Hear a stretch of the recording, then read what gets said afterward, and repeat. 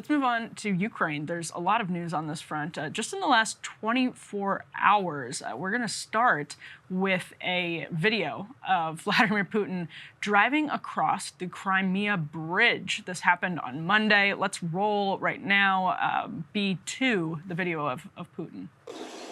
Ремонтные работы в 9 километрах отсюда.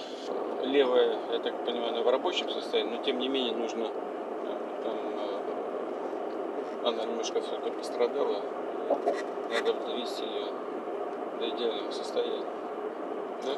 Да, Владимир Ильич, она в ограниченном работоспособном состоянии. The bridge was hit by a truck bomb on October 8th. This was a surprise visit from Putin. Now, on Monday also, the New York Times has this sentence in its report on what happened between Ukraine and Russia. Quote, Ukraine executed its most brazen attack into Russian territory in the 9-month-old war on Monday, targeting 2 military bases hundreds of miles inside the country using unmanned drones, according to the Russian defense ministry and to a senior Ukrainian official. They got within 100 miles of Moscow with one of those. Brian, this is huge news. I think the New York Times is correct to say it's the most brazen attack into Russian territory. What did you make of the development yesterday?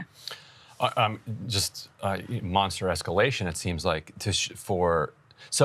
What Ukraine did here is attacked the airfields from which Russia has been launching a lot of its attacks. What I would say are kind of illegal, war crime attacks on the kind of infrastructure, the civilian infrastructure of Ukraine heading into the winter, trying to plunge the country into cold and darkness throughout the long Ukrainian winter. And so they sent drones to these 2 air bases. One of them, Engels Airfield, I guess, after Frederick Engels. The Soviet-era name. It's near, I guess, the town of Engels. They didn't rename that. Although there's still love for Engels over there. Yeah. It's a base in the south of Russia. Right, and one of them was 100 miles away from Moscow. Russia claims that they were able to shoot down that drone, but that as it crashed, it ended up killing a couple of servicemen and hitting, like, I think, 1 aircraft. Yeah, 2 planes. It had slightly damaged 2 planes. The fall of the Soviet-era jet drones, that's what the New York Times is reporting, that Russia said were shot down. Slightly damaged 2 planes, and according to Russia, killed 3 servicemen and wounded 4 others. And again, we're talking 300 miles from the Ukrainian border. One of these is 100 miles from Moscow. You can see there in the New York Times headline, it says, deep into Russia, deep in Russia. And I think that's absolutely correct. Ryan, the Putin video happening, I mean, that visit happened earlier on Monday. What do you make of both of these things happening on the same day?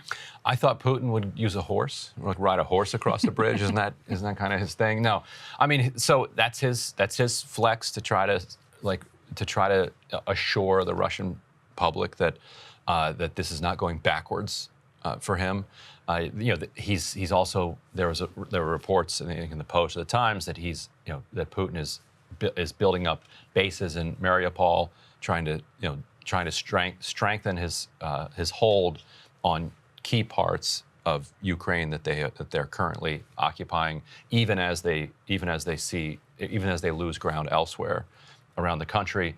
This comes at the now. I think it's useful for de-escalation that Ukraine did not use kind of American weapons. If Ukraine had used American drones or American weapons, you'd have Russia calling an attack by NATO, and then who knows what that response would be.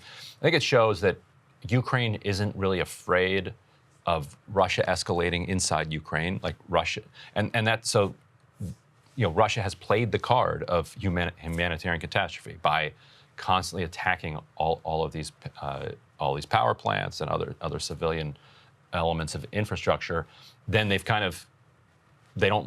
have a threat that they're going to go that much more brutal. Because at the beginning of the conflict, you kept hearing people who were sympathetic to the Russian side saying, well, they have gloves on still. That they could really be punishing Ukraine. And they're not so far. So you don't do this or don't do that. Now that they're trying to plunge they're trying to freeze everybody to death over there, then that takes away kind of a stick.